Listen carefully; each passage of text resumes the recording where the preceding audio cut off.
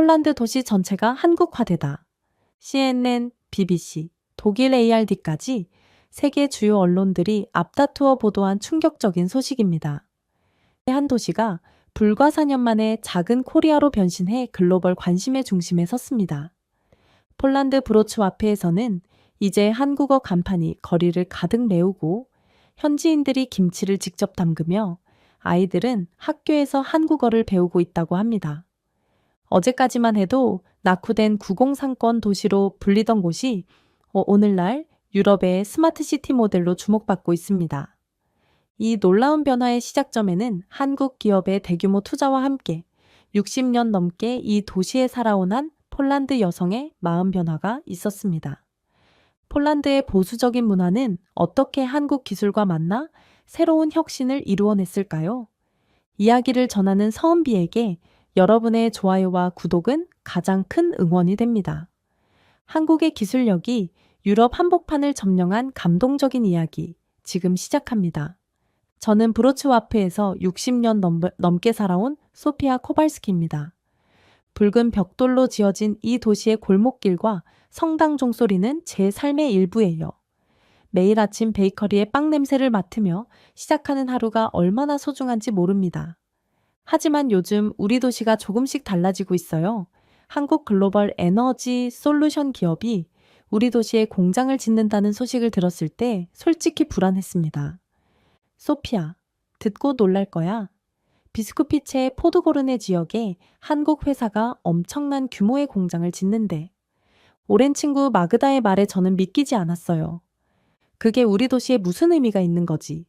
일자리가 9,500개나 생긴다고 하더라고.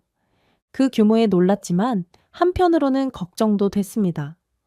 우리 동네 시장에 가는 길에 새로 생긴 한국마트를 발견했어요. 간판이 한국어와 폴란드어로 함께 쓰여 있었습니다. 낯선 글자들이 왠지 모르게 어색하게 느껴졌어요. 더 슬픈 건 지난 30년간 다녀온 파블로프스키 베이커리가 문을 닫았다는 소식이었습니다. 파블로프스키 씨는 이제 은퇴하고 싶다고 했지만 젊은이들이 전통 베이커리보다 새로운 카페에 더 관심을 보이는 것도 이유라고 했어요. 세상이 너무 빨리 변해가는 것 같아 제 한숨 소리가 텅 빈 거실에 울렸습니다. 그날 저녁 지역 커뮤니티 회의가 있었어요. 로만 비엘스키가 의장을 맡고 있었죠. 이대로 가다간 우리 정체성을 잃게 될 겁니다. 한국 기업이 들어오면서 우리 지역 상점들이 문을 닫고 있어요. 우리가 한국 땅입니까? 로만 비엘스키의 목소리는 분노로 떨리고 있었습니다. 저는 로만 비엘스키의 극단적인 반응이 과하다고 생각했지만 한편으로는 이해가 되기도 했어요. 저 역시 변화가 두려웠으니까요. 변화가 항상 나쁜 것만은 아니지 않을까요? 용기를 내어 말했습니다. 로만 비엘스키는 제게 날카로운 시선을 보냈어요. 소피아, 당신까지 그런 말을 하다니 놀랍군요. 우리 도시가 외국 기업에 점령당하는 건 원하지 않을 거라고 생각했는데 불편한 마음으로 집에 돌아왔을 때 딸 알렉산드라가 방문해 있었습니다. 엄마, 한국 회사 소식 들었어? 알렉산드라의 눈은 흥분으로 반짝였어요. 브로츠와프 공대에서 전기 이동성을 전공하고 있는 딸은 항상 새로운 기술에 열정적이었습니다. 들었어. 좋은 소식인지는 모르겠지만 엄마, 이건 정말 대단한 일이야. 세계 최고 수준의 배터리 기술을 가진 회사가 우리 도시에 오는 거라고. 딸의 설렘과 제 불안감 사이에서 저는 혼란스러웠습니다. 그래서 네가 뭘 하고 싶다고? 인턴십 프로그램에 지원해볼까 해. 공대 학생들을 뽑는데 이건 인생의 기회야, 엄마. 그 말에 가슴이 철렁 내려앉았어요. 제 딸이 한국 회사에서 일하게 된다면 저는 알렉산드라가 폴란드 기업에서 안정적인 직업을 가지길 바랐습니다. 하지만 딸의 눈빛을 보니 이미 마음을 정한 것 같았어요. 좀 더 생각해보자, 알렉산드라. 급하게 결정하지 말고. 알렉산드라는 실망한 표정을 감추지 못했습니다. 항상 그래요, 엄마. 새로운 것만 나오면 무조건 반대하고 생각해보자고 말하고. 세상은 변하고 있어. 첫 갈등이 시작된 순간이었어요. 침대에 누워 생각했습니다. 과연 우리 도시에 불어오는 이 변화의 바람이 어떤 결과를 가져올까요? 제 딸의 미래는 어떻게 될까요? 그리고 저는 이 모든 변화를 받아들일 준비가 되어 있을까요? 창밖에서는 새로운 공장 건설을 위한 크레인 불빛이 멀리서 깜빡이고 있었습니다. 인턴십 지원서를 냈어. 아침 식사 테이블에서 알렉산드라의 말에 저는 커피잔을 내려놓았습니다. 내가 좀 더 생각해보자고 했잖니. 이미 충분히 생각했어, 엄마. 이건 내 미래에 관한 일이야. 알렉산드라의 단호한 표정을 보니 더 이상 말리기 어렵다는 걸 알았어요. 폴란드 기업에서도 충분히 좋은 경험을 쌓을 수 있을 텐데 왜 하필 한국 회사지? 제 질문에 알렉산드라는 깊은 숨을 들이쉬었습니다. 엄마, 이 회사는 전기차 배터리 분야에서 세계 최고예요.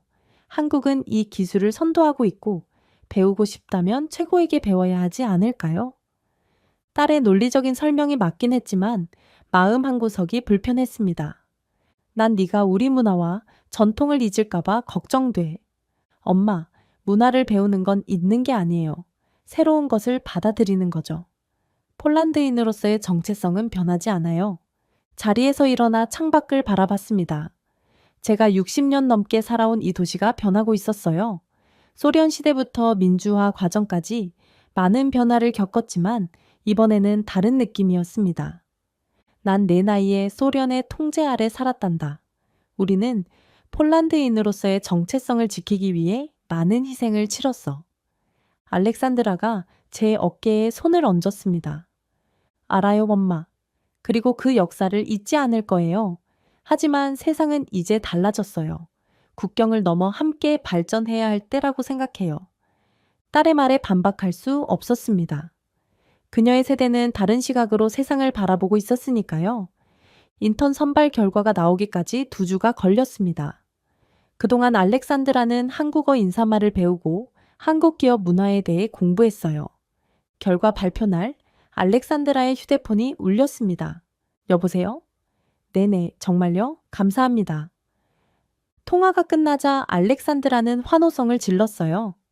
합격했어요, 엄마. 인턴으로 뽑혔어요. 딸의 기쁨에 찬 얼굴을 보니 제 걱정도 잠시 잊혔습니다. 축하해, 알렉산드라. 정말 자랑스럽구나. 딸을 꼭 안아주었지만 마음 한편에는 여전히 불안감이 있었어요. 그날 저녁 로만 비엘스키가 주최하는 커뮤니티 모임에 참석했습니다. 로만 비엘스키는 한국 기업의 확장에 대한 우려를 계속해서 표현했어요. 이젠 우리 젊은이들까지 한국에 넘어가고 있습니다. 소피아의 딸 알렉산드라도 그 회사 인턴으로 들어갔다고 들었어요. 모든 시선이 저에게 쏠렸습니다. 얼굴이 화끈거렸어요. 알렉산드라는 자신의 미래를 위해 좋은 선택을 했을 뿐입니다. 제 말에 로만 비엘스키는 고개를 저었습니다. 폴란드의 미래는 우리 스스로 만들어야 합니다. 외국 기업에 의존해서는 안 돼요. 집으로 돌아오는 길에 생각했습니다. 로만 비엘스키의 말도 일리가 있었어요.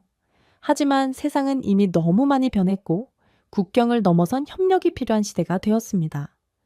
알렉산드라의 첫 출근 날, 저는 일찍 일어나 특별한 아침 식사를 준비했어요. 긴장되니? 네, 조금요. 하지만 기대도 커요. 알렉산드라는 깔끔한 정장 차림이었습니다. 어른이 된 딸의 모습에 가슴이 뭉클했어요. 내가 걱정이 많았던 건 알지만 네가 자랑스럽다는 걸 알아줬으면 해. 고마워요, 엄마. 알렉산드라가 출근한 후 창가에 앉아 생각에 잠겼습니다. 폴란드와 한국, 두 나라는 얼마나 다른지요. 하지만 어쩌면 그 다름 속에서 새로운 가능성이 열릴지도 모른다는 생각이 들었어요. 일주일 후 알렉산드라는 회사 생활에 적응하고 있었습니다. 한국 사람들은 정말 열심히 일해요. 하지만 동시에 직원들을 배려하는 문화도 있어요. 구내식당 음식이 얼마나 맛있는지 알아요? 한국 음식도 매일 나와요. 딸의 열정적인 이야기를 들으며 저는 조금씩 마음을 열기 시작했습니다. 아마도 변화는 필연적인 것이고 우리는 그 변화 속에서 발전할 방법을 찾아야 하는 건지도 모르겠다는 생각이 들었어요. 한국 본사 연수 프로그램도 있대요. 언젠가 지원해 볼 생각이에요. 그 말에 다시 가슴이 철렁했지만 이번에는 예전처럼 강하게 반대하지 않았습니다. 딸이 세계를 경험하고 성장하길 바라는 마음이 조금씩 커지고 있었으니까요. 밤하늘을 바라보며 생각했습니다. 우리 브로츠와프의 미래는 어떻게 될까요? 그리고 제 딸의 미래는 한국과 폴란드의 만남이 가져올 변화가 궁금해졌습니다. 평소처럼 아침 7시 뉴스를 보려고 TV를 켰습니다. 오늘의 주요 뉴스, 기대했던 뉴스 대신 갑자기 화면이 바뀌었어요. 폴란드에 부는 한류 열풍, 특별 프로그램으로 만나보세요. 당황스러웠습니다. K-팝 그룹들의 화려한 퍼포먼스가 화면을 가득 채웠고, 이어서 한국 음식과 문화를 소개하는 내용이 방송되었어요. 이게 뭐지? 특히 놀랐던 건 한국 작가 한강에 관한 특집이었습니다. 그녀의 소설 채식주의자가 폴란드에서도 큰 인기를 끌고 있다는 내용이었어요. 전화벨이 울렸습니다. 오랜 친구 마그다였어요. 소피야, TV 보고 있어. 갑자기 뉴스가 한국 프로그램으로 바뀌었어. 나도 보고 있어. 도대체 무슨 일이지? 로만이 긴급 미팅을 소집했대. 오후 2시에 커뮤니티 센터에서 만나자. 커뮤니티 센터에 도착했을 때 이미 많은 사람들이 모여 있었습니다. 로만 비엘스키의 얼굴은 분노로 붉게 물들어 있었어요. 이건 문화 침략입니다. 우리 뉴스 시간에 한국 프로그램을 방송하다니 말도 안 돼요. 사람들의 목소리가 높아졌습니다. 대부분이 로만 비엘스키에 동조하는 분위기였어요. 매일 아침 뉴스를 보던 시간에 갑자기 한국 노래가 나오니 당황스러웠어요. 제 의견에 여러 사람들이 고개를 끄덕였습니다. 로만 비엘스키가 주먹을 테이블에 내리쳤어요. 이젠 뉴스마저 한국화되는 겁니다. 우리는 행동해야 해요. 방송국에 항해 서한을 보내고 한국 기업에 대한 우리의 불만을 공식적으로 표현해야 합니다. 너무 과한 반응이라는 생각이 들었지만 그 자리에서 반대 의견을 내기는 어려웠어요. 집에 돌아오니 알렉산드라가 기다리고 있었습니다. 엄마, 오늘 특집 프로그램 봤어요. 회사 사람들이 다 그 얘기를 하더라고요. 봤어? 그런데 많은 사람들이 화가 났더구나. 로만 비엘스키는 문화 침략이라고 말하더라. 알렉산드라는 눈을 크게 떴습니다. 문화 침략이요? 그건 너무 과한 표현 아닌가요? 방송국에서 특별 기획으로 준비한 거라고 들었어요. 많은 젊은이들이 한국 문화에 관심을 갖고 있거든요. 하지만 정규 뉴스 시간에 갑자기 방송하는 건 좀 당황스러웠어. 알렉산드라는 고개를 끄덕였어요. 그건 그래요. 사전 안내가 있었으면 더 좋았을 거예요. 그래도 프로그램 자체는 정말 좋았어요. 특히 한강 작가 특집이요. 대학에서 그분의 책을 찾는 학생들이 많아졌대요. 한강이 누구니? 노벨 문학상 후보로도 거론되는 한국의 유명 작가예요. 채식주의자라는 소설로 유명하죠. 알렉산드라의 말에 호기심이 생겼습니다. 다음 날 방송국에서는 시청자들의 항의를 받아들여 후속 프로그램을 주말 특집으로 편성한다고 발표했어요. 적절한 타협점을 찾은 것 같았습니다. 저는 용기를 내어 시내 서점에 들렀어요. 한강이라는 작가의 책을 찾고 있습니다. 직원은 미소 지으며 책을 건넸습니다. 최근에 이 책 찾으시는 분들이 많아졌어요. 특히 어제 방송 이후로요. 집에 돌아와 책을 펼쳤습니다. 처음에는 낯선 이야기 전개에 당황스러웠지만 점점 빠져들기 시작했어요. 한국 문학이 이렇게 깊이 있을 줄 몰랐습니다. 알렉산드라가 퇴근 후 제 방에 들어왔어요. 엄마, 뭐 읽고 계세요? 책을 보여주자 알렉산드라의 얼굴에 놀라움이 번졌습니다. 엄마가 한강 작가의 책을 읽고 있다니 믿기지 않아요. 호기심이 생겨서 생각보다 흥미롭네. 알렉산드라는 기쁜 표정으로 제 옆에 앉았습니다. 엄마, 이건 시작에 불과해요. 한국에는 우리가 모르는 멋진 문화가 많아요. 음식, 영화, 음악 모두 알면 알수록 매력적이에요. 한 달이 지나자 도시 곳곳에 변화가 보이기 시작했습니다. 한국 음식점이 몇 개 더 생겼고 서점에는 한국 문화 코너가 생겼어요. 심지어 K-팝 댄스 학원도 문을 열었습니다. 가장 놀라운 변화는 로만 비엘스키의 아들 토마스가 K-팝 팬이 되었다는 소식이었어요. 로만 비엘스키가 얼마나 당황스러워했을지 상상이 갔습니다. 집에서 한강의 책을 읽으며 생각했습니다. 문화란 서로 영향을 주고받는 것이 아닐까요? 어쩌면 우리는 한국 문화에서 새로운 아름다움을 발견할 수 있을지도 모릅니다. 그날 밤 알렉산드에게 물었어요. 한국 회사에서 공장 견학 같은 프로그램이 있니? 어떤 일을 하는지 직접 보고 싶어. 알렉산드라는 놀란 표정을 감추지 못했습니다. 물론이에요. 다음 주에 지역 주민들을 위한 견학 프로그램이 있어요. 엄마도 참여할래요? 그래, 한번 가볼게. 딸의 행복한 미소를 보며 생각했습니다. 어쩌면 변화는 두려운 것이 아니라 새로운 가능성일지도 모르겠네요. 공장 견학 당일, 저는 긴장된 마음으로 준비했습니다. 엄마, 오늘 로만 비엘스키도 참석한대요. 알렉산드라의 말에 놀랐어요. 로만이? 그가 한국 기업의 가장 큰 반대자인데. 알렉산드라가 아버지를 설득했을 거예요. 토마스가 이제 케이팝에 빠졌으니 아버지도 마음이 열렸나 봐요. 공장 입구에 도착하자 정말로 로만 비엘스키가 서 있었습니다. 표정은 여전히 굳어 있었지만 참석했다는 사실 자체가 놀라웠어요. 소피아, 당신도 왔군요? 네, 직접 보고 판단하고 싶어서요. 안전모와 조끼를 나눠받고 공장 안으로 들어갔습니다. 한국인 여성이 우리를 맞이했어요. 안녕하세요. 저는 이수연 매니저입니다. 오늘 여러분께 저희 공장을 소개해 드릴게요. 이수연 매니저는 유창한 폴란드어로 안내를 시작했습니다. 그녀의 언어 실력에 놀랐어요. 이곳은 유럽에서 가장 큰 전기차 배터리 생산 시설입니다.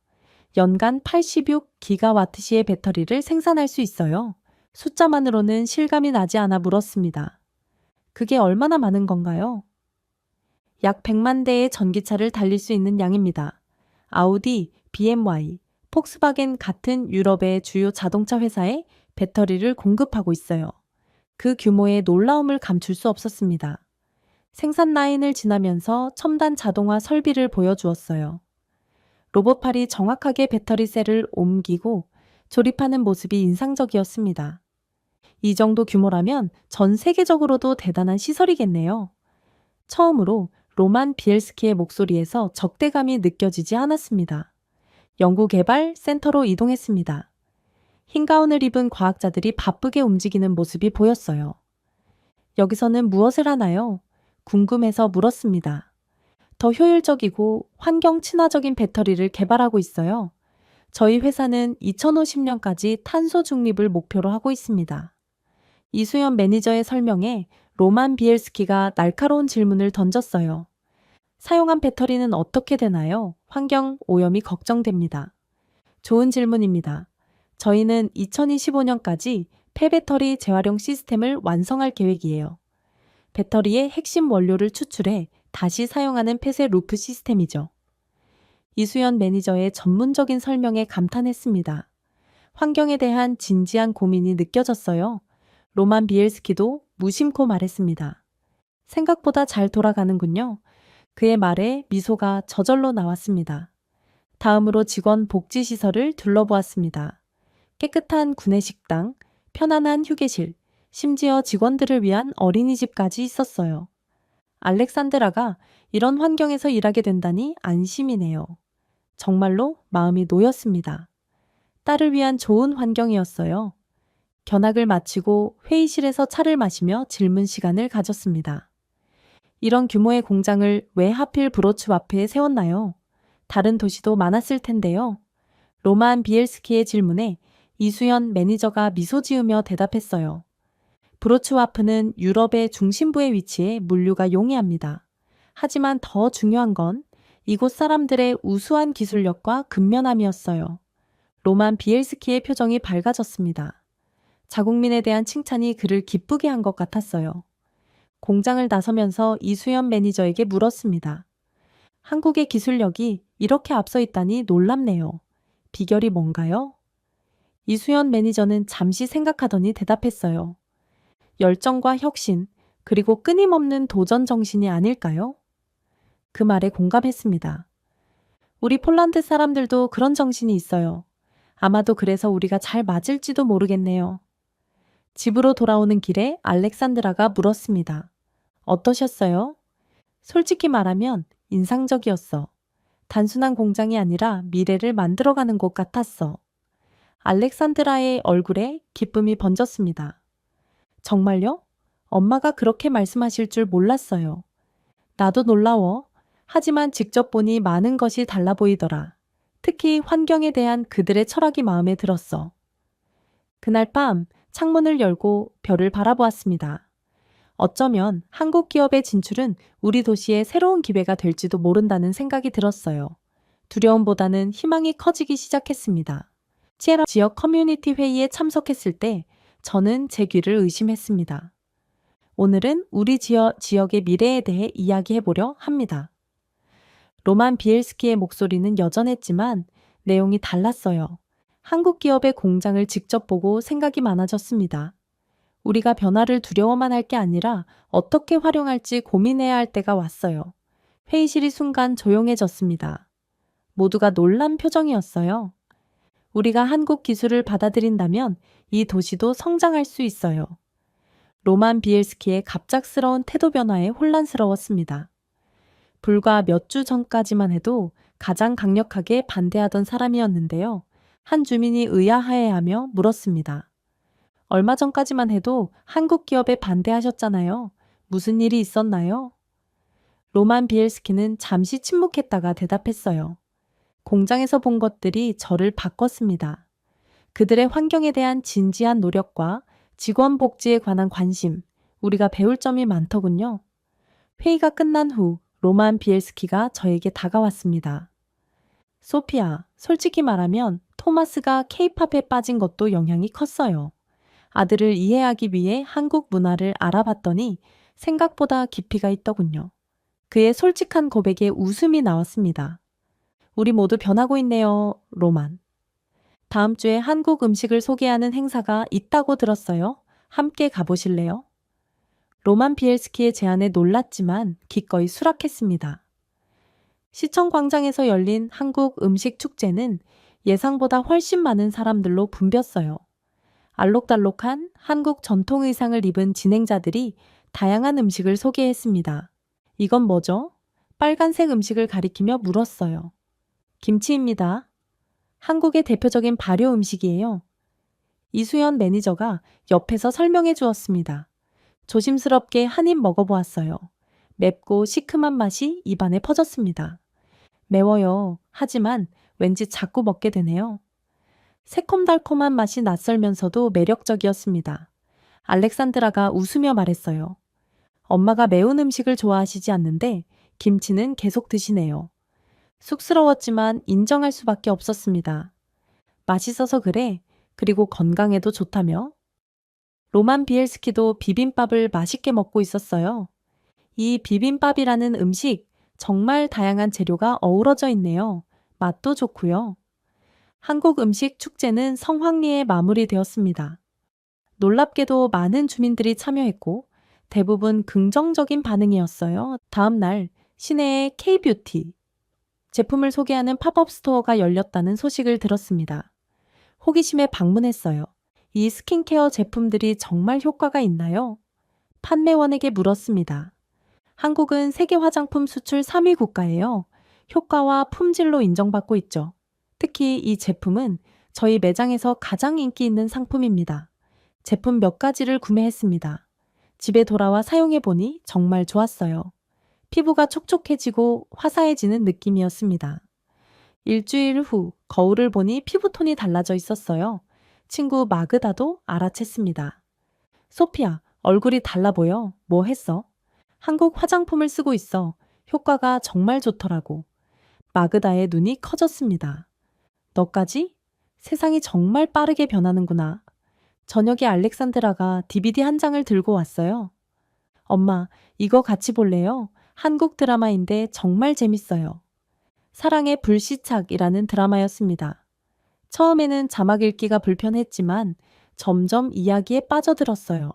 한국의 아름다운 풍경과 배우들의 연기가 인상적이었습니다. 알렉산드라, 다음 편도 있니?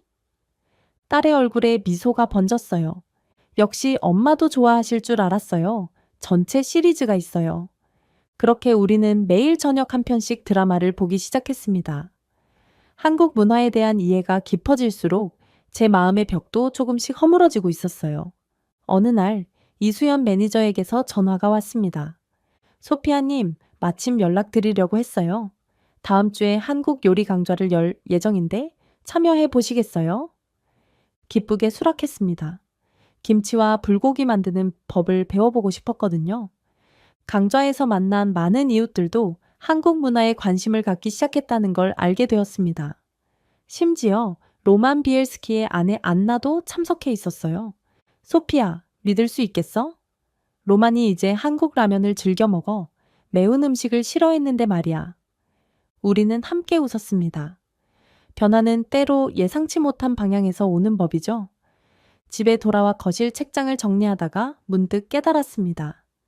이제 한국 드라마 DVD와 책들이 절반 이상을 차지하고 있었어요. 불과 몇 개월 전만 해도 상상할 수 없었던 변화였습니다. 창밖을 바라보니 도시도 조금씩 달라지고 있었어요. 한국 간판이 늘어나고 전기차 충전소가 생기고 브로츠와프가 새로운 모습으로 변신하고 있었습니다. 이 변화 속에서 저 역시 새로운 저를 발견하고 있었어요. 더 열린 마음, 더 넓은 시각을 가진 소피아 코발스키로 말이죠. 자리아에서 아침 식사 테이블에서 알렉산드라가 조심스럽게 말을 꺼냈습니다. 엄마, 한국 본사 연수 프로그램에 지원서를 냈어요. 숟가락을 내려놓았습니다. 예전 같았으면 반대했겠지만 지금은 달랐어요. 정말? 언제 결과가 나오니? 한 달 후에요. 경쟁이 치열해서 기대는 많이 안 하고 있어요. 딸의 표정에서 기대와 열정이 보였습니다. 이제는 응원해주고 싶었어요. 넌 분명 합격할 거야. 네 열정과 실력이면 충분해. 알렉산드라의 눈이 반짝였습니다. 고마워요, 엄마. 엄마가 이렇게 지지해 주실 줄 몰랐어요. 나도 변하고 있나 봐. 한 달간의 기다림은 길게 느껴졌습니다. 알렉산드라는 매일 한국어 공부를 하고 한국 문화에 대해 더 많이 알아갔어요. 저도 함께 간단한 한국어 인사말을 배웠습니다. 안녕하세요와 감사합니다. 를 발음하는 연습을 하며 웃음이 나왔어요. 제가 이럴 줄은 정말 몰랐습니다. 결과 발표 당일 알렉산드라는 회사에서 결과를 기다리고 있었어요. 저는 집에서 초조하게 전화를 기다렸습니다. 오후 3시 전화벨이 울렸어요. 엄마. 알렉산드라의 목소리가 흥분으로 떨리고 있었습니다. 합격했어요. 한국 본사 연수 프로그램에 합격했어요. 가슴이 벅차올랐습니다. 딸이 자랑스러웠어요. 축하해, 알렉산드라. 정말 대단하구나. 수십 대 1의 경쟁률이었대요. 믿기지 않아요. 알렉산드라가 집에 돌아왔을 때 저는 작은 축하 파티를 준비했습니다.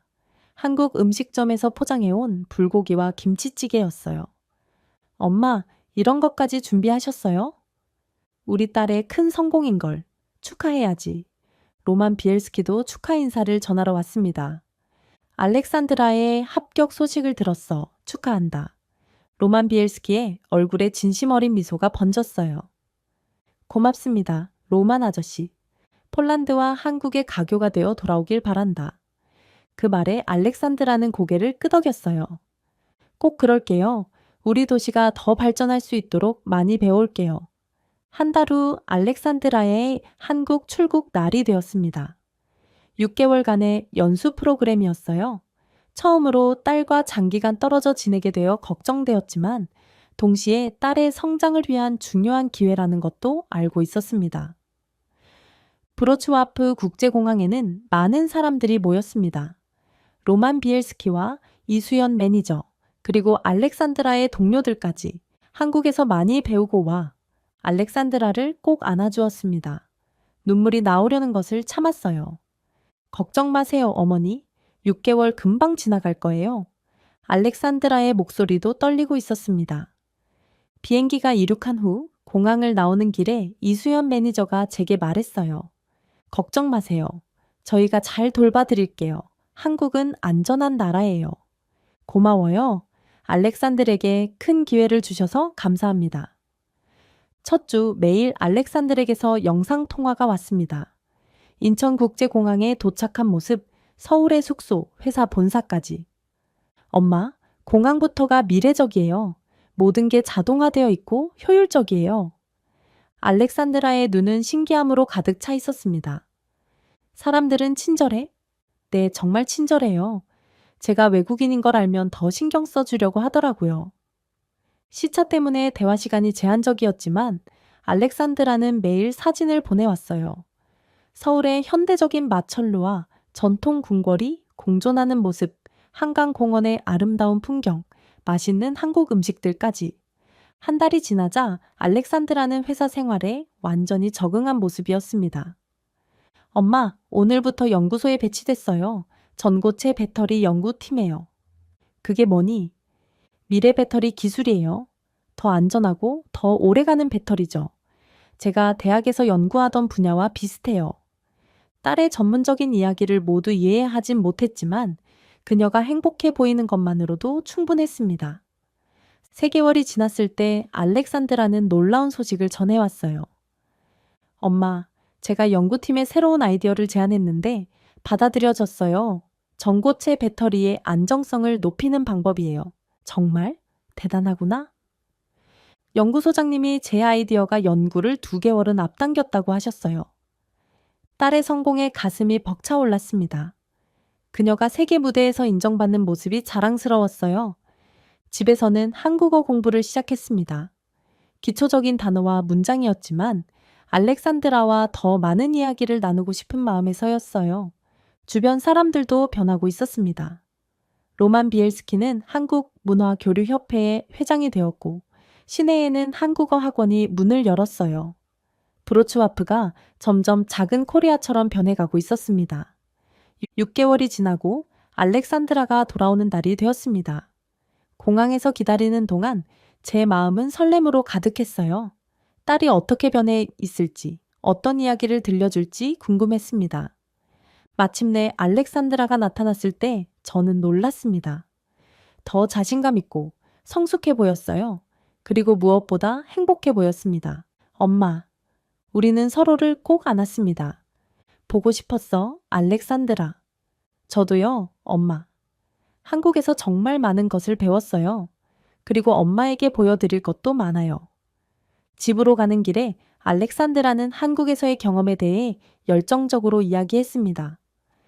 기술적인 내용부터 문화적 경험까지 모든 것이 그녀를 성장시켰던 것 같았어요. 가장 중요한 것은 관점이 넓어진 거예요. 엄마, 이제 세계를 다르게 보게 됐어요. 그날 밤 창밖의 별을 바라보며 생각했습니다. 제 딸은 이제 진정한 세계 시민이 되었구나. 그리고 저도 조금씩 변하고 있었어요. 더 열린 마음, 더 넓은 시각으로 세상을 바라보게 된 것 같았습니다. 알렉산드라가 한국에서 돌아온 지 한 달이 지났습니다. 어머니, 저랑 시내 구경 좀 하실래요? 제가 없는 동안 도시가 많이 변했더라고요. 알렉산드라의 제안에 기꺼이 응했습니다. 시내로 나가는 길, 우리는 새로 도입된 전기버스를 탔어요. 조용하게 달리는 버스는 이전의 시끄러운 디젤 버스와 달랐습니다. 이 버스에 우리 회사 배터리가 들어가 있어요. 알렉산드라가 자랑스럽게 말했습니다. 창밖으로 거리를 바라보니 정말 많은 것이 달라져 있었어요. 주요 거리마다 전기차 충전소가 설치되어 있었고 스마트버스 정류장에는 실시간으로 버스 도착 정보가 표시되었습니다. 와, 내가 없는 사이에 도시가 많이 달라졌네.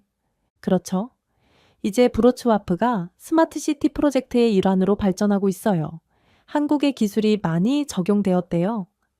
시내 중심가에 도착하자 더 놀라운 변화가 눈에 띄었습니다.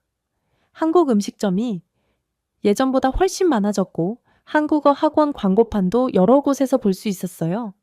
사람들이 정말 한국 문화에 관심이 많아졌나 보구나. 네, 특히 K-드라마와 K-팝이 인기예요. 토마스 오빠가 이제는 K-팝 동호회 회장이 됐대요.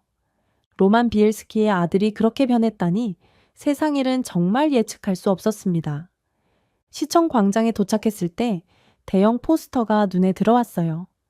브로츠와프 제1회 K-컬처 페스티벌. 이게 뭐니? 로만 아저씨가 조직한 축제예요. 이번 주말에 열려요. 한국 문화, 음식, 음악을 소개하는 행사죠. 로만 비엘스키가 이런 행사를 조직하다니 정말 놀라운 변화였습니다. 집에 돌아와서 알렉산드라가 제안했어요. 엄마, 페스티벌에 김치를 만들어 가면 어떨까요? 엄마가 만든 김치가 정말 맛있잖아요. 한국에서 돌아온 후 저는 이웃들에게 한국 요리를 가르치는 작은 모임을 시작했습니다. 특히 김치 만들기는 제 특기가 되었어요. 그래, 좋은 생각이야. 폴란드 양배추로 만든 특별 김치를 선보이자. 주말 K컬처 페스티벌은 예상보다 훨씬 성황리에 열렸습니다. 시청 광장은 사람들로 가득 찼고 다양한 부스가 설치되어 있었어요. K-팝 무대, 한국 음식 부스, 한국 전통 문화 체험장, 그리고 한국 기업의 첨단 기술 전시까지. 소피아, 와주셔서 감사합니다. 로만 비엘스키가 반갑게 맞이했어요. 그는 이제 완전히 달라져 있었습니다. 멋진 행사네요, 로만. 당신이 이런 행사를 열 줄은 몰랐어요. 저도 놀랍습니다. 하지만 변화는 받아들여야 하더군요. 이제 작은 코리아라는 이름이 우리 도시의 자랑이 되었어요. 제 김치부스는 인기가 많았습니다. 폴란드 양배추의 아삭함과 한국 고춧가루의 매콤함이 절묘하게 어우러진 특별 레시피였어요. 소피아 씨의 김치가 진짜 한국 김치보다 맛있다는 소문이 돌고 있어요. 이수연 매니저가 찾아와 말했습니다. 과찬이세요. 비법은 폴란드 양배추와 한국 고춧가루의 완벽한 조화예요. 저는 자부심을 느꼈습니다. 처음에는 거부감을 느꼈던 한국 문화가 이제는 제 일상의 일부가 되었으니까요. 페스티벌 중앙 무대에서 로만 비엘스키가 마이크를 잡았습니다. 브로츠와프 시민 여러분, 오늘 우리는 새로운 시작을 축하하고 있습니다. 한국과 폴란드의 문화가 만나 더 풍요로워진 우리 도시를 축하해요. 환호성이 울려 퍼졌습니다. 특별 손님으로 한국 글로벌 에너지 솔루션 기업의 부사장이 방문했다는 소식이 들렸어요. 중요한 발표가 있을 거라고 했습니다. 저희 회사는 브로츠와프의 연구개발 센터를 추가로 설립하기로 결정했습니다. 이를 통해 1,500개의 새로운 일자리가 창출될 예정입니다. 놀라운 소식에 모두가 박수를 쳤습니다. 특히 알렉산드라는 매우 기뻐 보였어요. 엄마, 제가 한국에서 제안한 연구 프로젝트가 여기서 계속될 거예요. 저도 연구팀에 합류하게 됐어요. 딸을 꼭 안아주었습니다. 자랑스러웠어요. 페스티벌이 끝나고 집으로 돌아오는 길에 도시가 얼마나 달라졌는지 다시 한번 실감했습니다. 전기차들이 조용히 지나가고 스마트 가로등이 사람이 다가가면 자동으로 밝아졌어요. 한국 간판과 폴란드 간판이 자연스럽게 어우러져 있었습니다.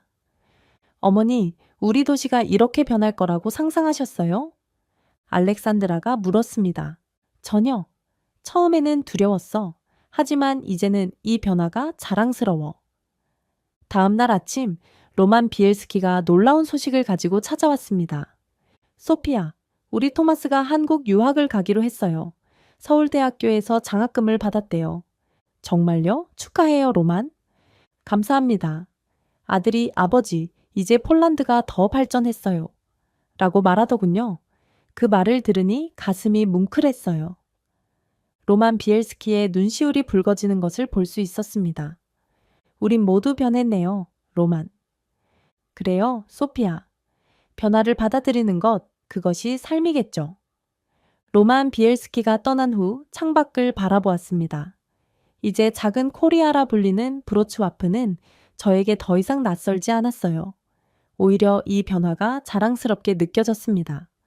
전통과 혁신이 공존하는 도시, 그것이 바로 우리의 새로운 정체성이 되어가고 있었습니다. 한국 글로벌 에너지 솔루션 기업의 연구개발 센터 기공식 날이었습니다. 공장 앞 넓은 광장에는 많은 사람들이 모여 있었어요.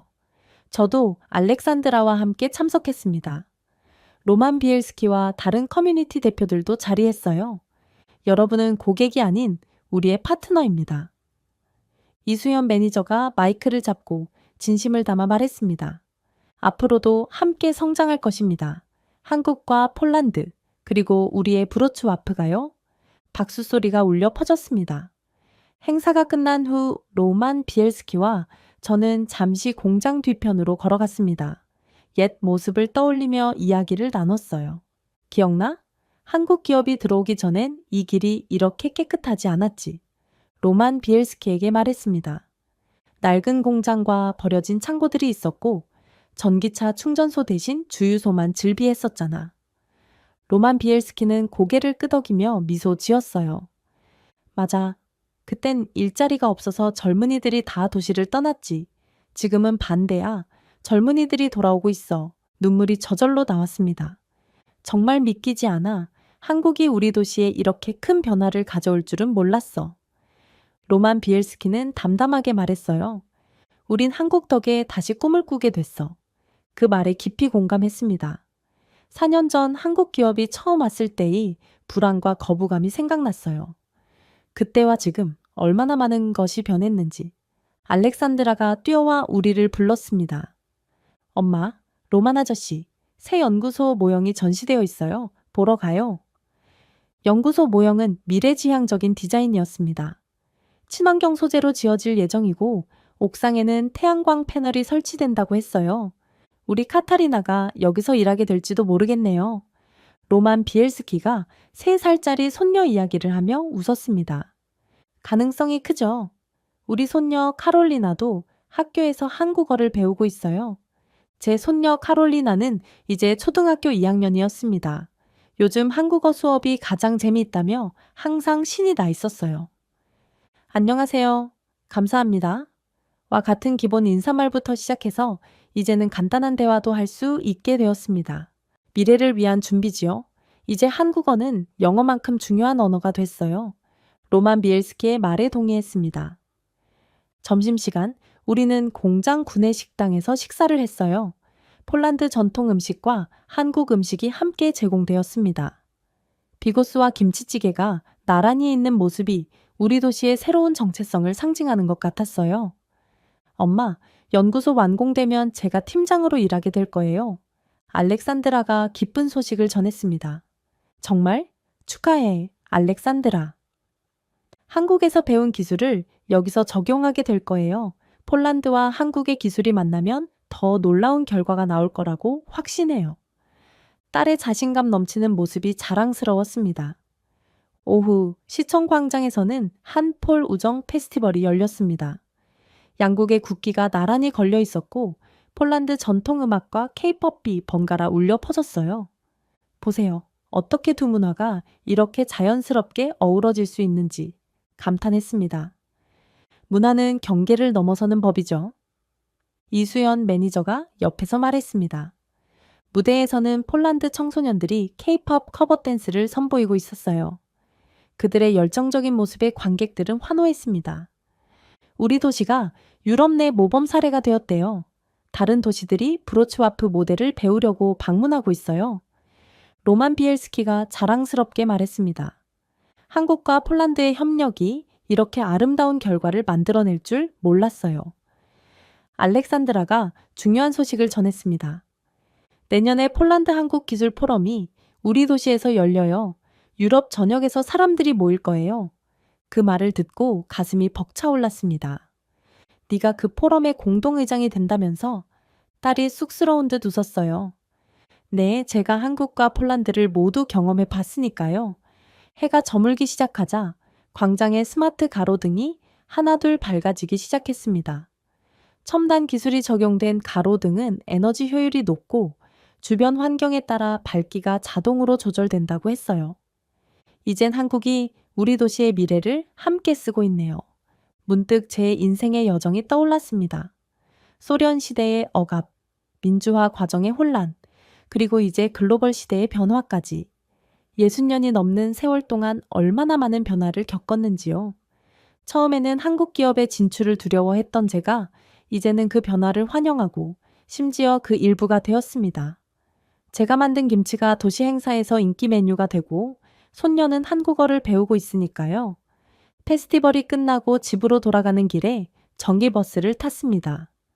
조용히 달리는 버스 안에서 알렉산드라가 물었어요. 엄마, 지금의 변화에 후회는 없으세요? 잠시 생각하다 대답했습니다. 전혀 없어. 오히려 감사해. 한국 덕분에 우리 도시가 새로운 기회를 얻었으니까. 창밖으로 변화된 도시의 야경이 흘러갔습니다. 한국어와 폴란드어로 된 간판들이 빛나고 전기차들이 조용히 지나가는 모습이 마치 미래 도시 같았어요. 집에 도착해 현관문을 열기 전 문득 하늘을 올려다보았습니다. 밤하늘의 별들은 여전히 같은 자리에 있었어요. 세상은 변해도 우리를 비추는 별빛은 변함없이 아름다웠습니다. 영원히 변하지 않는 것과 끊임없이 변하는 것 사이의 균형, 그것이 삶의 아름다움인가 봐. 알렉산드라가 미소 지으며 고개를 끄덕였습니다. 그리고 그 균형을 찾는 과정이 우리의 여정이죠. 현관문을 열고 들어가며 생각했습니다. 한국과 폴란드, 두 나라의 문화와 기술이 만나 새로운 역사를 써나가고 있었어요. 그리고 저는 그 역사의 일부가 되어 있었습니다. 브로츠와프, 작은 코리아라 불리는 이 도시는 이제 전통과 혁신이 조화롭게 공존하는 곳이 되었어요. 과거를 존중하면서도 미래를 향해 나아가는 우리의 새로운 집, 이것이 바로 함께 나아가는 미래의 모습이 아닐까요? 한국은 위기에 더 강하다. 2025년 초 하버드 대학교 국제경제연구소 강당에서 역사적인 강연이 열렸습니다. 평생 미국의 기술 우월성을 가르쳐온 에반 리처드슨 교수가 연단에 섰습니다. 그의 첫마디에 청중은 얼어붙었습니다.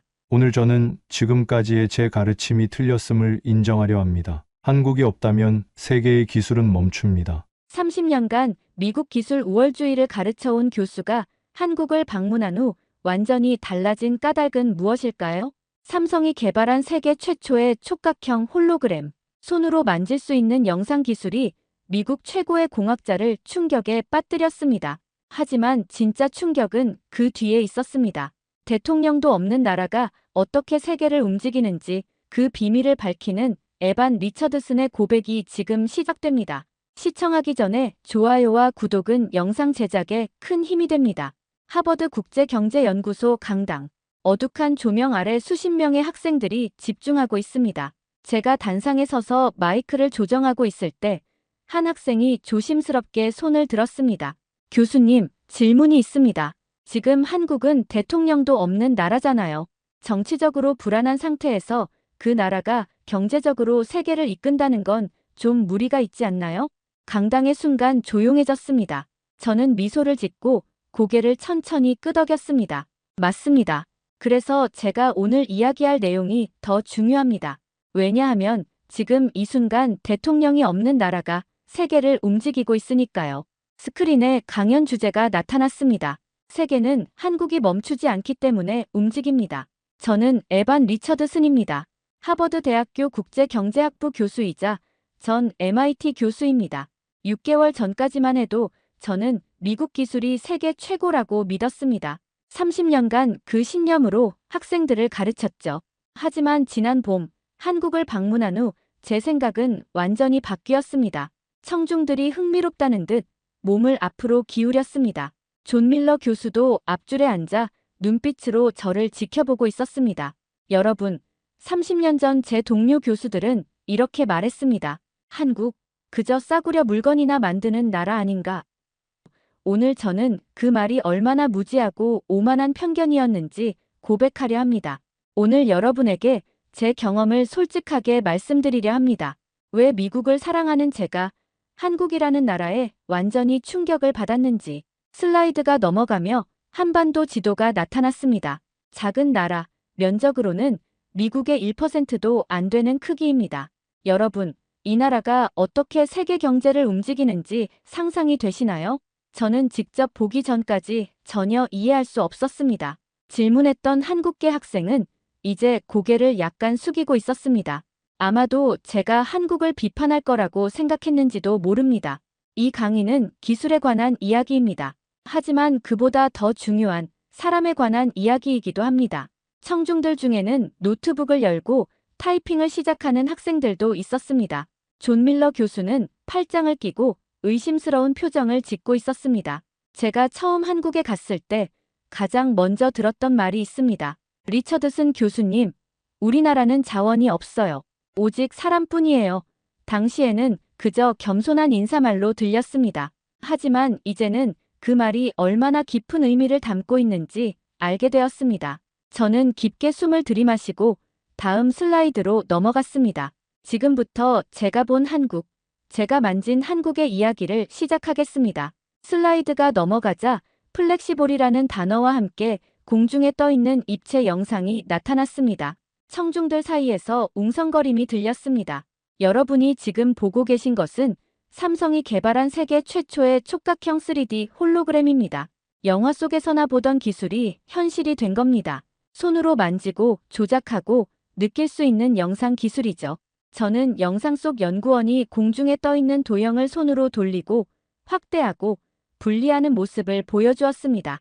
제가 이 기술을 직접 체험했을 때 느꼈던 충격을 어떻게 표현해야 할지 모르겠습니다. 손가락 끝에서 느껴지는 미세한 진동, 눈앞에 정말로 존재하는 것 같은 입체감, 마치 마법을 경험하는 것 같았습니다. 충격적인 사실을 말씀드리겠습니다. 제가 본 삼성의 홀로그램 기술은 MIT의 연구보다 최소 8년에서 10년 앞서 있었습니다. 미국 최고의 두뇌들이 달성하지 못한 것을 한국은 이미 상용화 단계에 들어섰습니다. 이것이 고백이자 인정입니다. 존 밀러 교수의 얼굴이 점점 굳어지는 게 보였습니다. 밀러 교수는 3년 전 한 세미나에서 한국은 복제만 한다고 말했던 사람입니다. 제 연구실에서는 10년간 비슷한 기술을 연구해왔습니다. 하지만 우리는 아직 시작 단계에 있었죠. 그런데 한국에서는 이미 완성 단계였습니다. 슬라이드는 MIT, 나사 등에서 제가 가르쳤던 미국 기술의 절대 우위라는 주제의 과거 강의 장면으로 바뀌었습니다. 저는 30년간 미국 기술이 세계 최고라고 가르쳐왔습니다. 학생들에게 혁신은 여기서 시작된다고 말했죠. 그런데 한국의 연구소에서 본 광경은 제 믿음을 완전히 흔들어 놓았습니다. 청중 중에는 놀란 표정을 짓는 사람들도 있었습니다.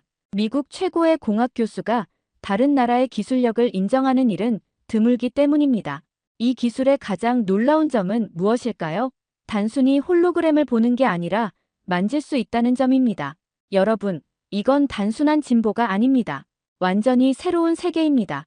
저는 영상 속에서 연구원이 홀로그램 속 작은 공을 집어 옮기는 장면을 가리켰습니다.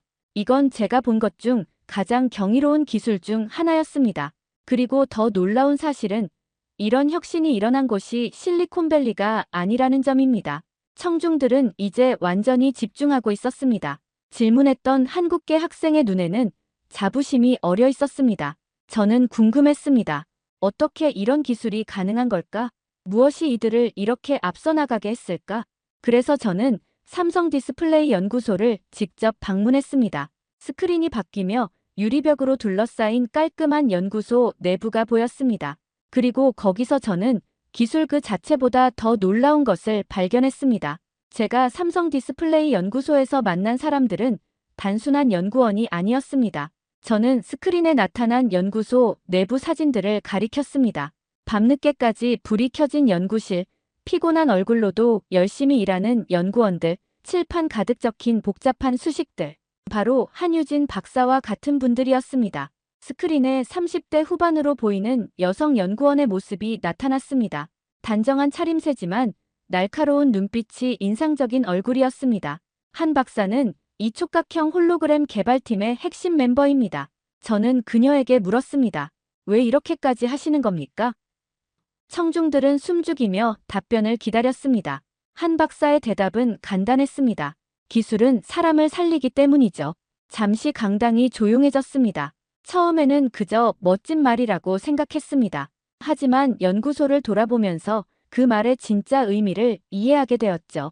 슬라이드가 넘어가며 연구실 한편에 있는 작은 병원 침대가 보였습니다. 이건 연구소 내에 설치된 모의 병실입니다. 의사들이 홀로그램으로 환자 데이터를 확인하고 수술 계획을 세우는 공간이죠. 한 박사에게 물었습니다. 왜 실제 병원 환경을 여기에 재현했나요? 한 박사의 대답이 제 머릿속에 선명하게 떠올랐습니다. 저희는 연구원이기 전에 사람입니다. 이 기술이 실제로 누군가의 생명을 구할 수 있을지 항상 생각해야 해요. 저는 깊은 숨을 내쉬었습니다. 그리고 박사는 저에게 편지 한 장을 건네주었습니다. 제게 아주 큰 영향을 준 편지였습니다.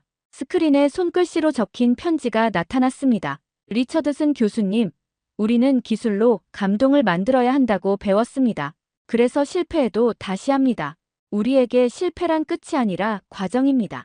서툴지만 정성 들인 문장이었습니다. 저는 그 편지를 받은 순간을 잊을 수 없습니다. 그날 밤, 저는 연구소에 머물며 연구원들의 일하는 모습을 지켜봤습니다. 밤 11시가 넘었는데도 불이 꺼지지 않았습니다. 한 장비가 계속 고장났지만 연구원들은 계속해서 새로운 방법을 시도했습니다. 스크린에는 피곤한 얼굴로도 미소를 잃지 않는 연구원들의 모습이 나타났습니다. 그들에게 실패는 끝이 아니었습니다. 오히려 성공으로 가는 과정이었죠. 존 밀러 교수가 자리에서 약간 몸을 움직이는 모습이 보였습니다. 불편해 보였습니다. 그리고 저는 그곳에서 박철순이라는 분을 만났습니다. 60대 후반의 첫 세대 연구원이었죠. 은퇴했음에도 매일 연구소에 나와 젊은 연구원들을 돕고 있었습니다. 말없이 일하는 노인의 모습이 스크린에 나타났습니다. 굵은 손마디와 깊게 팬 주름이 수십 년간의 연구 세월을 말해주고 있었습니다. 한 박사가 말했습니다. 이분 덕분입니다. 저희가 포기하려 할 때마다 박 선생님은 항상 한 가지 더 방법이 있다고 하셨어요. 연구소 한켠에는 잊지 말자 1세대의 희생이라는 문구가 걸려 있었습니다. 이 단순한 문장 뒤에 얼마나 많은 무명의 연구자들이 외국의 조롱과 무시 속에서도 묵묵히 연구를 계속했는지 여러분은 상상하실 수 있으신가요? 저는 그 순간 깨달았습니다. 이건 단순한 기술 개발이 아니었습니다. 세대를 넘어 이어지는 하나의 철학이었습니다. 그리고 다음 날 저는 부산에 갔습니다. 스크린이 바뀌며 위에서 내려다본 거대한 항만 시설이 나타났습니다. 크고 작은 선박들, 자동화된 크레인들, 끝없이 늘어선 컨테이너들. 이곳은 부산항입니다. 세계에서 두 번째로 큰 환적 허브항이죠. 청중들 중 일부가 놀란 표정을 지었습니다. 미국인들에게 부산은 생소한 이름이었을 테니까요. 처음에 저는 단순히 항만 시설을 구경하러 간 것이었습니다. 하지만 그곳에서 본 것은 단순한 항만이 아니었습니다. 저는 슬라이드를 넘겨 컨테이너를 자동으로 운반하는 무인 운송 차량들의 모습을 보여주었습니다. 이건 물류가 아니라 하나의 시스템이었습니다. 기술만 앞선 게 아니었습니다. 그들은 전체를 설계하고 있었죠. 항만 관제실의 대형 모니터들과 디지털 관리 시스템을 보여주는 슬라이드로 넘어갔습니다. 저는 여기서 중요한 사실을 알게 되었습니다. 한국이 수출 강국이 된 이유는 단순히 좋은 제품을 만들어서가 아니었습니다. 바다라는 천연 자원을 시스템화했기 때문이었습니다. 저는 세계 지도를 가리키며 설명을 이어갔습니다. 세계 각국을 살펴보면 몽골이나 에티오피아처럼 바다가 없는 내륙국들이 있습니다. 이런 나라들은 아무리 좋은 제품을 만들어도 수출하는데 큰 제약이 있습니다. 몽골과 에티오피아의 지리적 위치를 보여주는 지도가 나타났습니다. 몽골은 엄청난 광물 자원을 가지고 있지만 바다로 나가려면 반드시 중국이나 러시아를 통과해야 합니다. 자원을 수출하려면 두 나라의 허락이 필요하죠. 청중들이 고개를 끄덕이며 이해하는 모습이었습니다. 에티오피아의 경우는 더 심각합니다. 인접국 지부티의 항구 사용료로 매년 약 3조 7천억 원을 지불하고 있습니다. 이는 지부티 GDP의 절반 이상을 차지하는 금액이죠. 존 밀러 교수도 이제는 관심을 보이기 시작했습니다. 반면 한국은 삼면이 바다입니다. 동해, 서해, 남해를 통해 세계 어디로든 나갈 수 있죠. 이 지리적 이점을 바탕으로 조선, 철강, 해운업의 삼각축을 구축했습니다. 한국의 주요 산업 구조를 보여주는 다이어그램이 나타났습니다. 포스코에서 생산된 철강은 현대중공업과 같은 조선소에서 배가 됩니다. 그 배는 다시 한진해운과 같은 해운사를 통해 전 세계로 물건을 나릅니다. 이 완벽한 삼각형이 한국 경제의 핵심 동력입니다. 부산항의 밤 풍경이 스크린에 나타났습니다. 불빛으로 빛나는 항만과 그 위로 떠있는 달. 그리고 놀라운 사실은 한국의 수출 물동량 중 99.6%가 이 바다를 통해 운송된다는 점입니다. 청중들 사이에서 놀라움의 탄성이 흘러나왔습니다. 이건 단순한 숫자가 아닙니다. 만약 한국에 항구가 없었다면 에티오피아처럼 수십 배의 비용을 치르며 다른 나라의 눈치를 봐야 했을 겁니다. 기적의 경제 성장은 불가능했겠죠. 저는 부산항의 역사를 보여주는 사진들로 슬라이드를 넘겼습니다. 부산항은 1876년 개항한 한국 최초의 근대 무역항입니다. 그리고 지금은 싱가포르에 이어 세계에서 두 번째로 큰 환적 허브항으로 성장했습니다. 현재 부산항의 첨단 시설을 보여주는 영상이 재생되었습니다. 현재 부산항에 기항하는 국제전기선은 무려 287개입니다. 이는 동부가 물류의 중심지 역할을 하고 있다는 뜻이죠. 저는 세계 지도에 한국의 위치를 표시하며 설명을 이어갔습니다. 한국은 지리적으로 일본 열도와 중국 대륙 사이에 위치하고 있습니다. 아시아와 미주, 아시아와 유럽을 잇는 해상 루트의 교차점에 자리한 셈이죠. 컨테이너선이 대양을 가로지르는 영상이 나타났습니다. 이런 지리적 이점 덕분에 한국에서 생산된 제품들을 최단 거리로 세계 시장에 실어 나를 수 있습니다. 물류비 절감은 한국 제품의 국제 경쟁력을 높이는 중요한 요소가 됐죠. 이제 스크린에는 요르단의 지도가 나타났습니다. 재미있는 사례가 있습니다. 중동의 요르단이라는 나라를 들어보셨나요? 청중 중 일부가 고개를 끄덕였습니다. 요르단은 1965년 놀라운 선택을 했습니다. 서울 면적의 10배 크기인 7,000제곱킬로미터의 영토를 사우디아라비아에 넘겨주고 대신 19km의 해안선을 받았습니다. 슬라이드가 넘어가며 요르단의 해안 도시 아카바가 보였습니다. 더 놀라운 것은 요르단이 사우디에 넘겨준 땅에서 이후 석유가 펑펑 쏟아졌다는 사실입니다. 엄청난 손해처럼 보이지만 요르단 사람들은 후회하지 않습니다. 청중들이 의아한 표정을 지었습니다. 그 이유가 바로 바다입니다. 내륙국이 되는 대신 홍해로 나가는 출구를 확보한 것이죠. 요르단은 석유보다 바다가 더 가치 있다고 판단했습니다. 이 이야기에 청중들은 깊은 생각에 빠진 듯 했습니다. 이것이 바다가 갖는 진정한 가치입니다. 한국은 이런 바다의 축복을 받은 나라이고 그 축복을 최대한 활용했습니다. 저는 한국의 주요 산업 구조도를 다시 보여주었습니다. 철강 산업을 생각해보세요. 포스코와 같은 세계적인 제철소들은 대부분 해안가에 위치하고 있습니다. 왜냐하면 막대한 양의 철광석과 석탄을 배로 실어와야 하고 완제품도 배로 실어 나가야 하기 때문이죠. 조선소의 모습이 스크린에 나타났습니다. 조선업은 더 말할 것도 없습니다. 바다가 없으면 생겨날 수 없는 산업이니까요. 내륙국은 이런 산업을 발전시킬 수 없습니다. 기술력의 문제가 아니라 물리적인 제약 때문이죠. 저는 드론으로 촬영한 한국의 해안선 영상을 보여주며 말을 이었습니다. 한국은 바다의 축복을 충분히 활용했습니다. 1960년대 이후 수출 주도형 산업화 전략으로 가난을 극복하고 선진국으로 발돋움했죠. 2011년에는 연간 무역액 1조 달러를 돌파하며 세계를 놀라게 했습니다. 청중들의 얼굴에서 경이로움이 느껴졌습니다. 이렇게 급격한 발전의 배경에는 전국에 구축된 항만 인프라와 글로벌 해운망이 있습니다. 한국은 이 바다를 통해 세계 6위의 수출 강국, 12위권의 경제대국이 됐습니다. 저는 다시 부산항의 야경을 보여주며 말을 마무리했습니다. 결국 무역이 국가의 운명을 좌우하는 시대에 삼면이 바다인 것은 한국에게 석유보다 귀한 자원이었습니다. 석유는 고갈되지만 바다는 영원히 마르지 않으니까요. 하지만 오늘 제가 말씀드리고 싶은 것은 단순히 한국의 인프라나 기술만이 아닙니다. 슬라이드가 넘어가며 나사, 구글, 테슬라, 스페이스X 같은 세계적 기업과 기관의 로고가 나타났습니다. 그리고 각 기관 옆에는 한국인 연구원들의 이름이 적혀 있었습니다. 이것은 제가 직접 조사한 자료입니다. 여러분이 알고 있는 세계 최고의 기업과 연구소에서 핵심적인 역할을 하고 있는 한국인들의 명단입니다.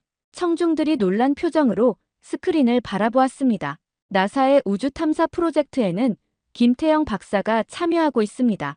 구글의 AI 개발팀에는 이지원 연구원이 있죠.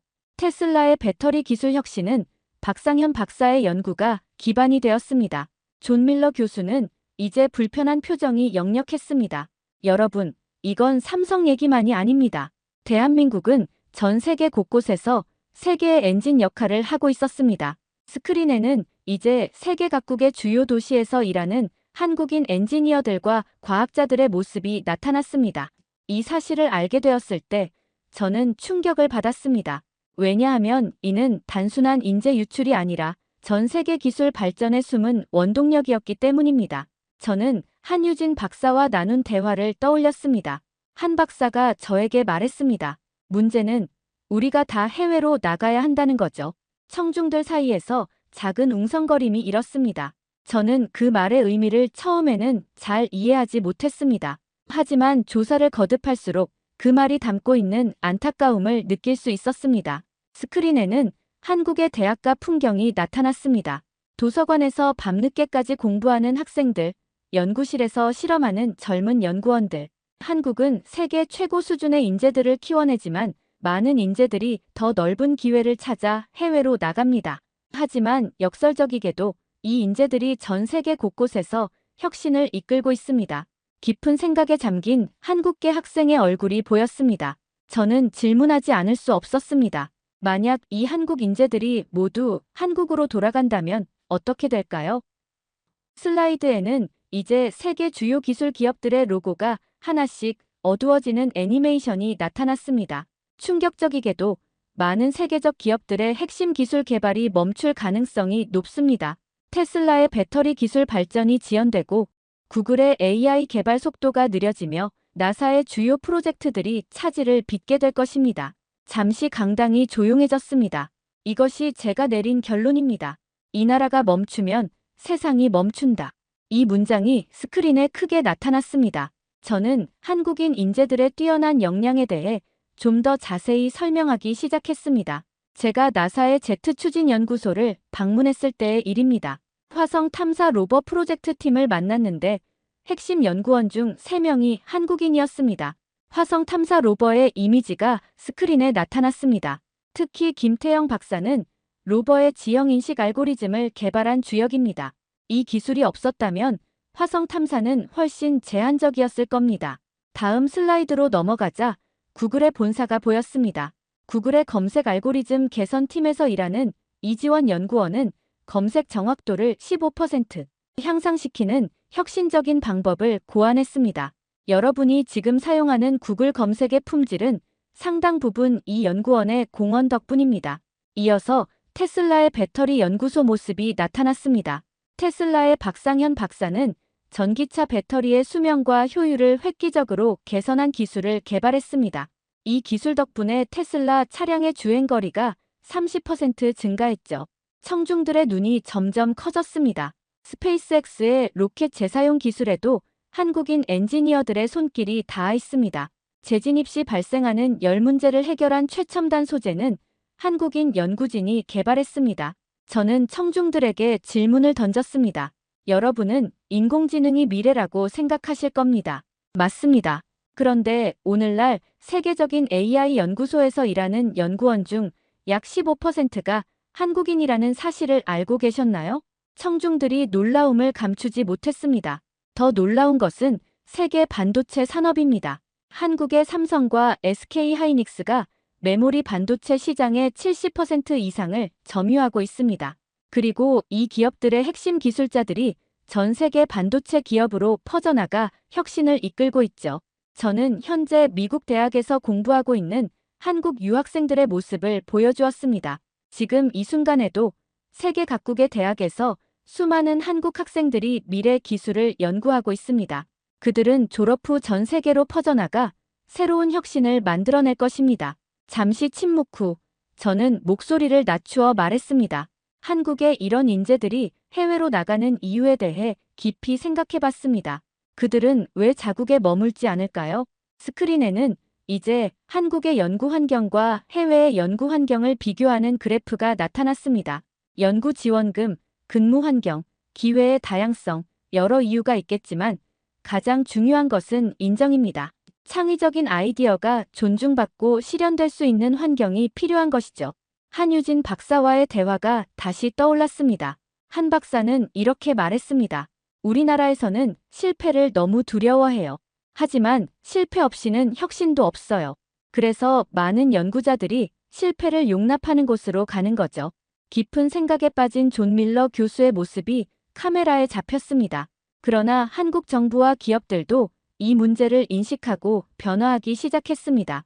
연구 환경을 개선하고 해외의 인재들을 다시 불러들이기 위한 노력을 하고 있죠. 스크린에는 서울의 첨단 연구단지 모습이 나타났습니다. 결국 중요한 것은 이 사실입니다. 오늘날 전 세계 기술 혁신의 상당 부분이 한국인들의 손에 달려 있다는 것. 그리고 이것이 바로 이 나라가 멈추면 세상이 멈춘다라는 제 결론의 근거입니다. 저는 무대에서 한 걸음 앞으로 나왔습니다.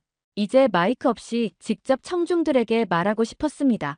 제가 지금까지 말씀드린 모든 것들을 종합해보면 한 가지 중요한 깨달음에 도달하게 됩니다. 청중들은 숨을 죽이고 듣고 있었습니다. 기술은 결국 사람을 어떻게 보느냐의 문제입니다. 저는 잠시 말을 멈추고 청중들의 반응을 살폈습니다. 모두 집중하고 있었습니다. 미국에서 우리는 기술을 경쟁력으로 봅니다. 승리하기 위한 도구로요. 하지만 한국에서 저는 다른 관점을 발견했습니다. 스크린에는 삼성 디스플레이 연구소의 모토가 나타났습니다. 사람을 위한 기술, 미래를 향한 혁신. 한국은 기술을 상품이 아니라 사람 중심의 철학으로 만들고 있었습니다. 존 밀러 교수는 이제 팔짱을 풀고 진지하게 듣고 있었습니다. 한 박사가 말했던 기술은 사람을 살리기 때문이죠라는 말의 의미를 이제야 완전히 이해하게 되었습니다. 그들은 기술을 통해 사람의 가치를 높이고자 했습니다. 스크린에는 부산항에서 일하는 사람들, 연구소에서 밤을 새우는 연구원들, 병원에서 홀로그램을 이용해 수술 계획을 세우는 의사들의 모습이 차례로 나타났습니다. 한국은 지금 대통령이 없습니다. 그런데도 멈추지 않습니다. 그건 그 나라가 정치인이 아니라 문화로 돌아가기 때문입니다. 강당은 완전히 조용해졌습니다. 그들의 문화는 단순한 기술 개발이 아닙니다. 끊임없는 개선과 혁신을 추구하는 정신이죠. 힘든 상황에서도 포기하지 않는 의지입니다. 저는 연단으로 돌아가 물을 한 모금 마셨습니다. 제가 미국에서 30년간 가르쳤던 것은 기술의 원리였습니다. 어떻게 작동하는지, 어떻게 만드는지. 하지만 한국에서는 기술을 왜 만드는지, 누구를 위해 만드는지가 먼저였습니다. 이제 청중들의 얼굴에서는 깊은 생각에 잠긴 표정이 역력했습니다.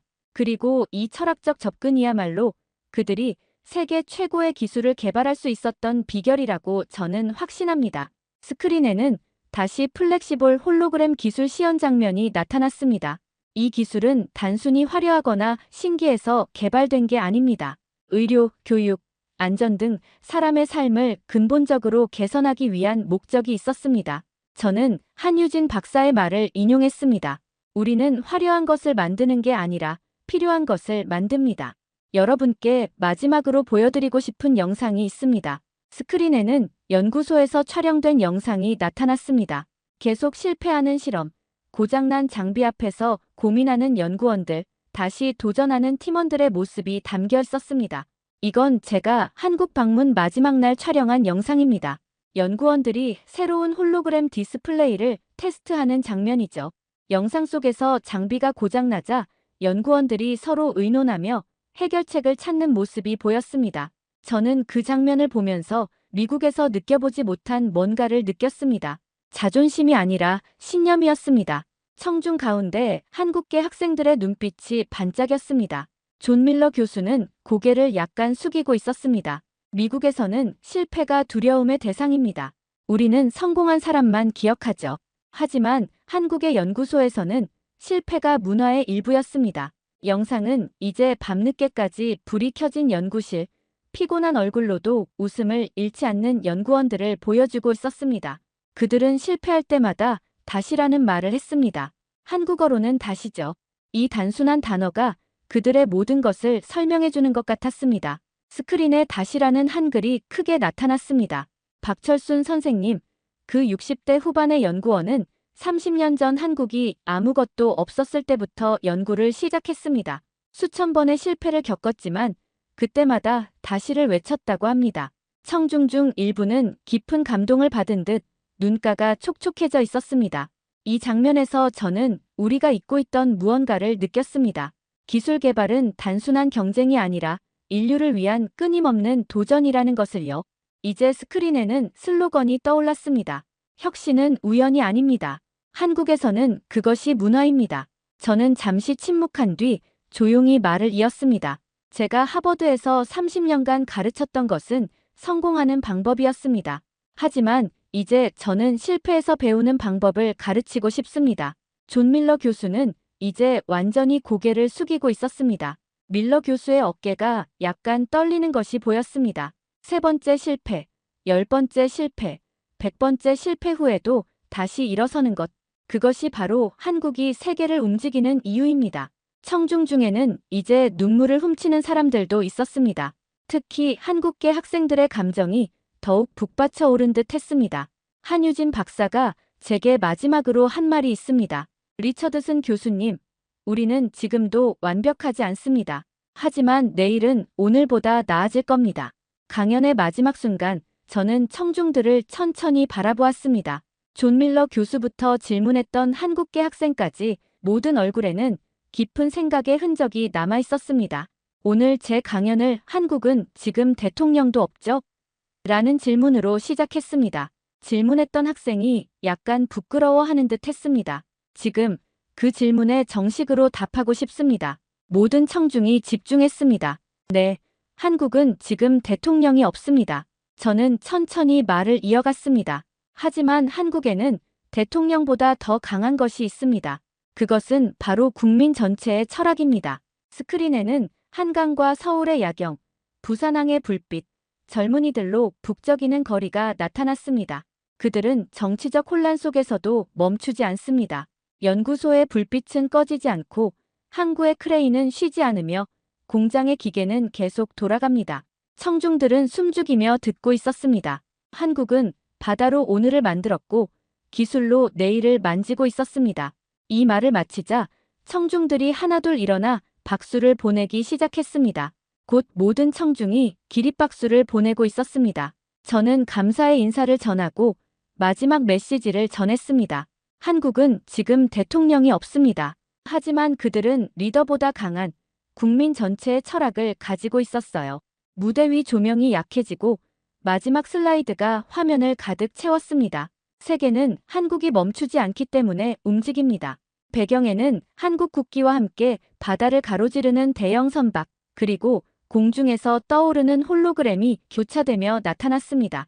존 밀러 교수가 앞줄에서 일어나 진심 어린 박수를 보내고 있었습니다. 한국계 학생들의 얼굴에는 자부심과 감동이 가득했습니다. 저는 마지막으로 한마디를 덧붙였습니다. 기술은 결국 사람입니다. 그리고 한국은 기술 그 이상의 것을 가지고 있었습니다.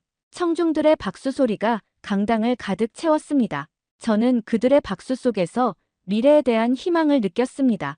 한국이 보여준 새로운 가능성, 기술과 인간이 함께 만들어갈 내일의 가능성을요.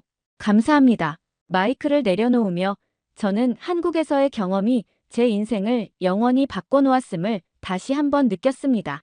대통령이 없어도 멈추지 않는 나라, 세계를 움직이는 나라, 한국의 이야기를 전할 수 있어 영광이었습니다. 네, 오늘 사연 어떻게 들으셨나요? 사연이 재밌으셨다면 구독과 좋아요, 알림 설정까지 부탁드립니다. 그럼 지금까지 사연을 전해드린 감동이야기 서은비였고요. 영상 봐주신 모든 분들 고맙습니다. 그리고 늘 감사드리고 사랑합니다. 행복하고 건강한 하루 되세요.